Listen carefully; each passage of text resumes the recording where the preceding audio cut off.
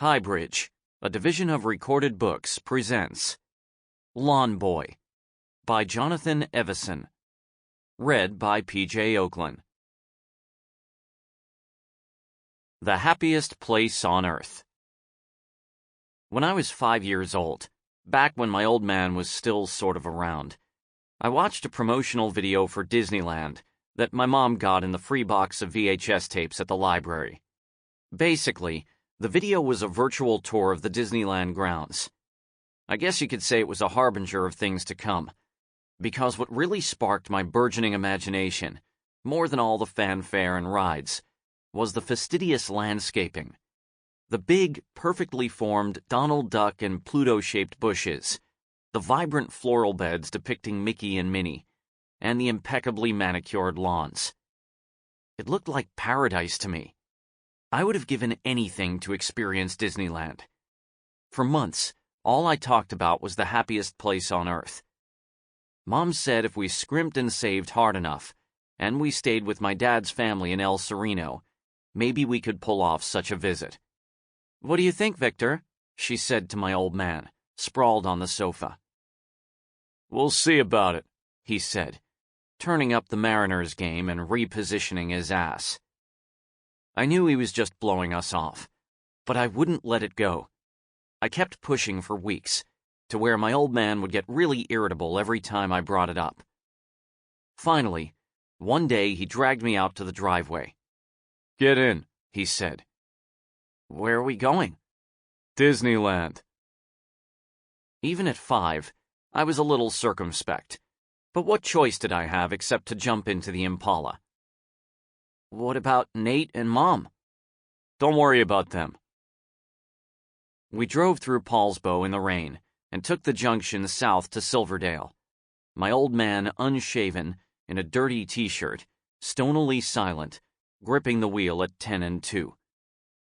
After 20 minutes, I started getting impatient. "How much longer?" "Hold your horses." Then I recognized East Bremerton, and I thought maybe we were going to pick up our food stamps on the way, or that this was all a big trick to take me to the walk-in clinic again to get a flu shot. My old man stopped at a mini-mart and left me in the car. He came back out with a big can of beer in a brown paper bag, and a Sprite, which he tossed across the seat at me, so when I opened it up, it fizzed all over the place. But he didn't yell at me. Not this time. He just drank his beer calmly out of the brown bag and kept on driving in silence. "Are you sure this is the way?" "It's the way." We kept driving until we got downtown near the old naval shipyard, where he parked the car on a deserted side street, and we just sat there looking at the brick facade of an old warehouse while he sipped the last of his beer, his eyes darting back and forth between the street and the rearview mirror.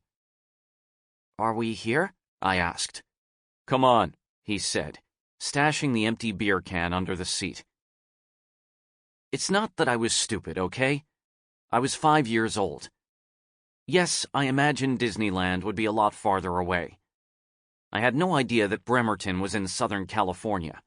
Who knew? It took a leap of faith to believe such a thing could actually happen to me. But I chose to believe, with all my heart. As I trudged along the Bremerton waterfront in the trail of my father's cigarette smoke, I was practically weightless with joy and wonderment. I still remember that sensation. And that's the thing of it. I never want to forget it. That brief blossoming of expectation, those few delicious moments before the fall, those moments in which I let myself believe something extraordinary was about to happen, that I, little Mike Muñoz, with the dad who called him Polla Pequeña, and the chain-smoking mother, and the mentally retarded big brother, was actually going to enter the happiest place on Earth. They are still among the most poignant moments of my entire life. When I peered through the chain-link fence, across the expanse of half-barren concrete, at the rusting hulls of the great gray Navy vessels, I was perplexed. The place looked big enough, sure. But where was the castle? Where were Mickey and Goofy and Pluto? Where were the big animal-shaped shrubs, and the frothing sea of colorful flowers, and the lush expanse of green grass that had so thoroughly sparked my imagination? Also, shouldn't we be hearing the laughter of children? Shouldn't it smell like cotton candy or roasted peanuts? Instead, there were only the frenzied cries of a dozen feeding seagulls and a waterfront redolent with the stench of dead clams and urine. The only bush in sight was a blighted thing about 3 feet high, an almond joy wrapper clinging to one of its bare limbs. My old man clenched the chain-link fence and looked out over the shipyard in the rain, drawing irritably from his cigarette. "Well," he said, exhaling, "looks like they moved. Come on, let's get out of here." That was Victor Muñoz for you. World's greatest dad. Needless to say, I cried. The entire walk back to the car, I followed in my father's shadow, chin quivering, vision blurred. But I didn't let my old man see me crying. I wasn't going to give him the pleasure. The whole drive home, I gritted my teeth and tried to make myself believe that it could still happen someday, if only to spite my father. That one day in the not-so-distant future, if I hoped hard enough, I might still gain entrance to the happiest place on earth. A kid can dream, can't he? And that's what I did. For a while, anyway, until the relentless indignities of privation wore my innocence to a nub, awakening me to the reality that dreams were for dreamers. The point is, I'm not a child anymore. I'm almost 23 fucking years old. This was not the plan. Friday night, while Mom was pulling a double down at the Tides Inn, I was at home, babysitting Nate for the 3rd night in a row. Not that I'm complaining, but I could use a break. I watch my brother pretty much every night except Tuesday and Saturday, which consists mostly of placating him so he doesn't go apeshit. Surrender to Nate's will, and it's pretty smooth sailing, most of the time.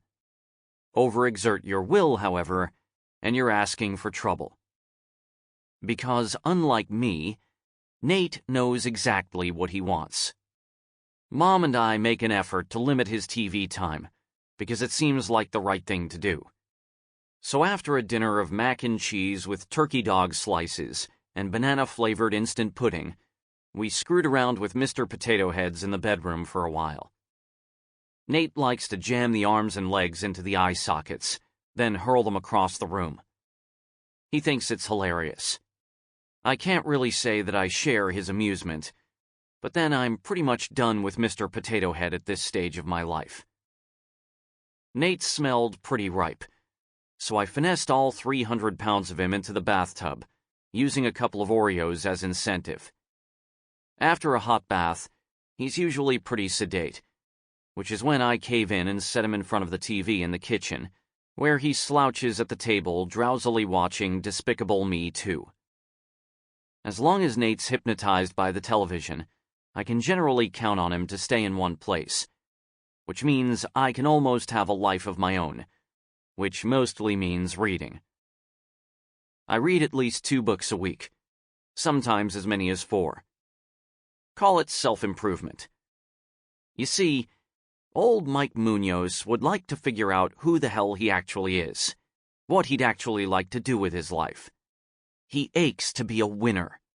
I'd like nothing more than to spread my proverbial wings and fly the fuck away from my current life, or maybe just get above it for a while. At this point, I feel like I'm nothing more than what everybody needs me to be, or whatever the situation demands of me. Nebulous. That's the word I'm looking for. "Nate, you good in there?" I shouted from the living room. No reply. "Nate?" Nothing. Had I been paying closer attention, my first clue that all was not right in our household would have been the fact that the relentless burbling of those idiotic minions had ceased at some point. But the truth is, once you've sat through Despicable Me 2 enough times, you stop hearing the little fuckers. Besides, I was too wrapped up in my book to notice. It's called The Octopus, by a dead guy named Norris, and it was recommended to me by the new librarian. The novel is about corporate tyranny in the 1800s, about how powerful outside forces impose their wills on us and disenfranchise us and beat us to jelly, until we're seemingly powerless to fight them because they own the game. They are the landlords of the world. Sound familiar? Take away the sheep-herding poet, and The Octopus could have been written yesterday. You'd think I would have smelled the smoke before the fire alarm started squalling, but oh no. It wasn't until Nate shouted that I raced to the kitchen to find smoke so thick that I could hardly see him through the haze, fists clenched, tears streaming down his face. I grabbed the hot mitts and threw open the oven door, exposing a molten pizza. Molten, because Nate had neglected to take off the plastic wrapper and remove the cardboard frisbee from underneath. It didn't help that he was broiling it. I rushed the pizza to the sink, where I deposited it in a smoldering heap, opening both taps full throttle. "You okay?" I said. "Did you burn yourself?" That's when he gritted his teeth and raised his balled fists to chest level, and I knew that unless I could calm him within the next 3 seconds, he would go Incredible Hulk on me. "Here, buddy, have an Oreo," I said. "Have as many as you want." Tears still streaming down his face, he grabbed a fistful of cookies. As soon as he stuffed them in his mouth, his breathing began to quiet. You've got to hand it to my brother. The man knows how to leverage his position. You don't want to negotiate with Nate. If things had gone a little differently with his birth, he might have ended up being one of those people who invented themselves and did whatever the fuck they wanted with their life. Become the first Muñoz to wriggle out of the primordial mud and grow some balls. Why not? He's got the single-mindedness. He doesn't take no for an answer. He might have cured cancer for all we know. But things didn't work out that way. As is often the case in the 360, complications arose. Shit happened. And instead of being an astronaut, my older brother is a 300-pound toddler. The tears, it turned out, were mostly for the pizza. Our last. I shepherded Nate to the living room, and with expert finesse, convinced him to eat a microwaved burrito instead of a pizza. Turning on the big TV, I plugged in the first Despicable Me, whereupon, with the aid of the minions, I soon managed to restore order. Mom came home almost 2 hours late, noticeably tipsy. Apparently, she was unable to smell the aftermath of our near disaster over the blue tendril of smoke curling off her vantage. "Sorry I'm late, honey," she said. She set her purse down on the dining room table and proceeded straight to the kitchen for a tumbler of Chardonnay with ice. That's pretty much her go-to. But don't judge her. Let's see you take it on the chin from 3 husbands, your boss, the state, the insurance companies, and anyone else who stands in your way. Let's see you bring home the bacon, get slapped on the ass all night, do 0 self-care, take 3 vacations in 25 years, and not make a mess of raising kids all by yourself. Yes, it's true, she's been unlucky and unwise in love. It happens. And anyone who has ever been a waitress at the Tides Inn, with its colorful characters, its gazillion cast-off scratch tickets, and its signature bouquet of mop water and burnt hamburger meat, will tell you that the place just takes the oomph right out of you. Between the job and Nate, she hasn't got much left for herself by day's end. So, you see, my life is not totally without purpose. After 5 caregivers in 3 years, 2 of whom Nate physically assaulted, we've burned so many bridges with the Aging and Disability Services Administration that we don't even bother asking for help anymore.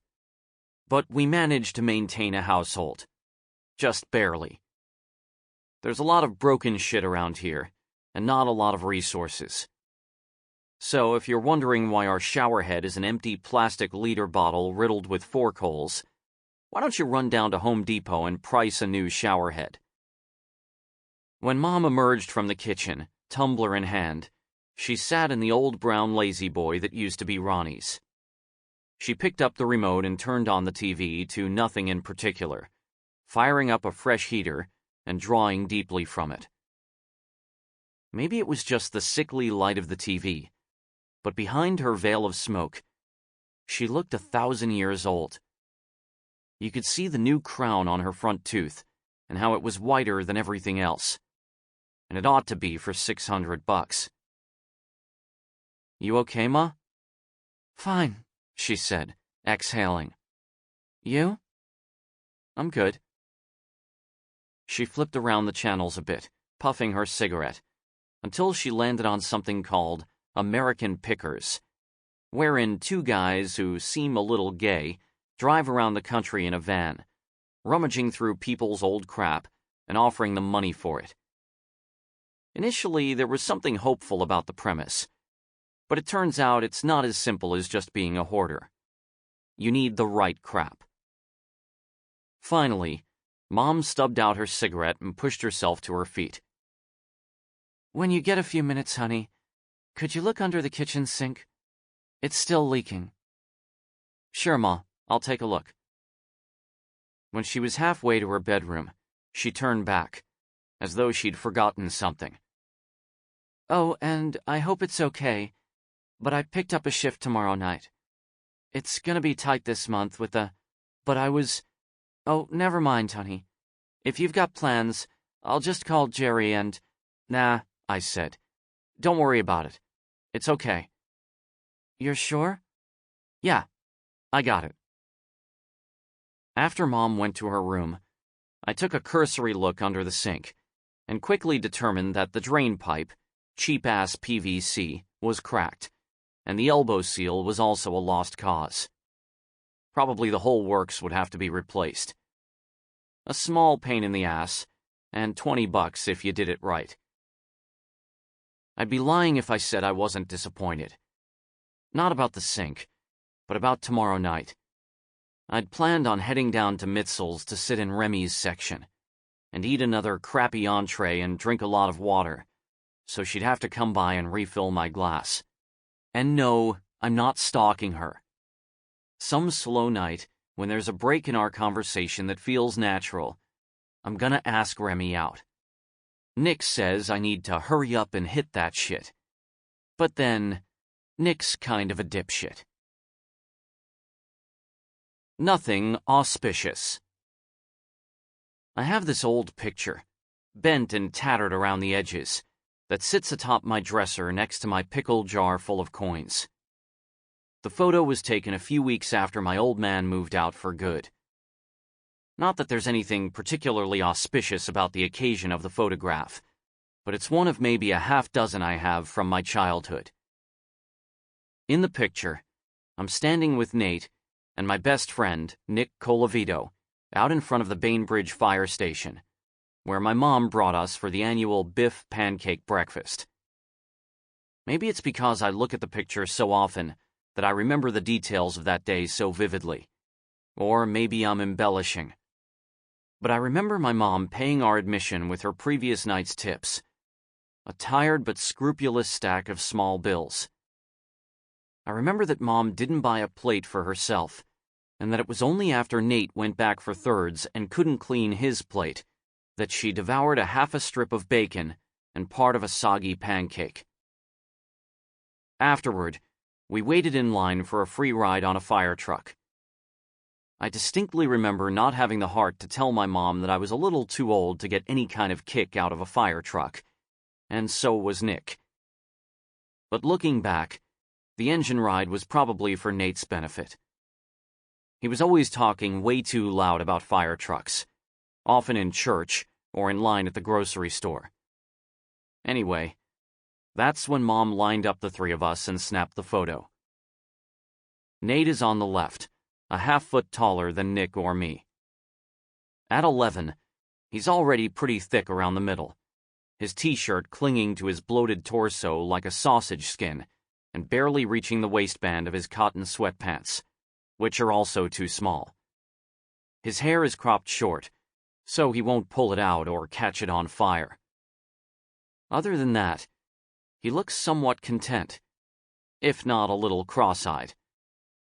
On the far right is Nick, same age as me but older looking, his good-natured grin unable to belie the considerable defiance in his eyes. The effect is sort of a glower, like he's daring the world to do something or say something. Sometimes I wish I could go back and tell Nick to just hold his horses, that the world has plenty of shit in store for him.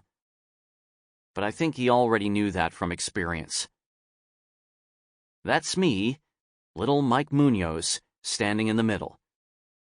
A sad-eyed ferret of a kid, skinny and bewildered, slight olive complexion, dark rings under my eyes, greasy bangs plastered to my forehead, faded tough-skins jeans riding halfway up my shins. On my back, a dirty brown coat with a fake fur collar. Not exactly the kid from the Sears catalog, but a kid all the same. 8 years old, and looking for a little security, a little self-confidence. Any confidence, really. Just a third grader. Bottom lip chafed from obsessive licking. Little fingernails bitten to the quick. Aching for a good time. I don't know why I keep this old photo around, but it serves as a constant reminder of where I came from. Not that I really need one. I could just as easily look out the window. But sometimes, as with Nick, I wish I could go back and tell little Mike Muñoz a few things. Tell him to relax and leave the worrying to the adults. Tell him he'll find love and security one day, if he can ever figure out where to look for it. And maybe I'd tell little Mike to start by looking outside himself, instead of within the murky, undefined recesses of his heart. In my experience, a kid doesn't gain much through introspection. A kid gets more by throwing a ball or wrestling with a dog or burning anthills with a magnifying glass. Sometimes I wish I could just go back and tell little Mike Muñoz to quit biting his fingernails and have some laughs. That's what kids should do. They should laugh. If there's a better, righter sound in the whole world than the laughter of children, I don't know what it is. The Flying Salt Shaker. What I like most about Remy is that she seems comfortable in her own skin, like she's not trying super hard to impress anyone. She's not apologetic about being a waitress at Mitzel's, and why should she be? I hate that everybody is so self-conscious about how much money they make, and how much freedom their big important job allows them, and all the cool places they go, and how good-looking their kids are, and all the sexy pictures of jumbo shrimp and giant margaritas they post on their Instagrams. Remy's not like that. When she tells you to have a good day, you feel like she really means it. Of course, Nick doesn't find Remy attractive, but what does Nick know? He's got something negative to say about almost every girl I've ever tried to get with, even though he's the one always pushing me. According to Nick, Shannon, the ticket taker from the AMC 7 in Paulsbo, looked like a pteranodon. And yeah, she kind of did, but that didn't bother me. I've got nothing against a slight cranial crest. It's not like she had wings. I was more bothered by the fact that I had nothing in common with her.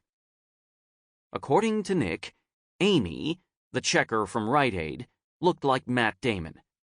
Personally, I thought she looked more like Hilary Swank, but that's beside the point. The real disconnect with Amy, once again, was that I had nothing in common with her. Nick called Monica from the bookstore Skillet because she looked like someone hit her in the face with a skillet, which was not entirely true. But the thing with Monica was, she didn't really read books, even though she worked at a damn bookstore. She may as well have been selling bathroom tile. I guess I don't see the point of dating somebody just because. Sex doesn't seem like enough. The lone exception that Nick was ever willing to grant me was Shelley, the barista at the Coyote Coffee drive-thru on 305, to whom Nick assigned semi-hot status. From the neck down, anyway. He said I should hit that shit, even if her face was butter. And maybe I could have, if my heart had been in it. But the truth is, things always felt forced with Shelley.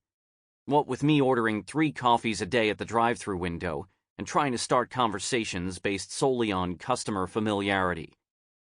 With Remy, I don't feel quite as much pressure.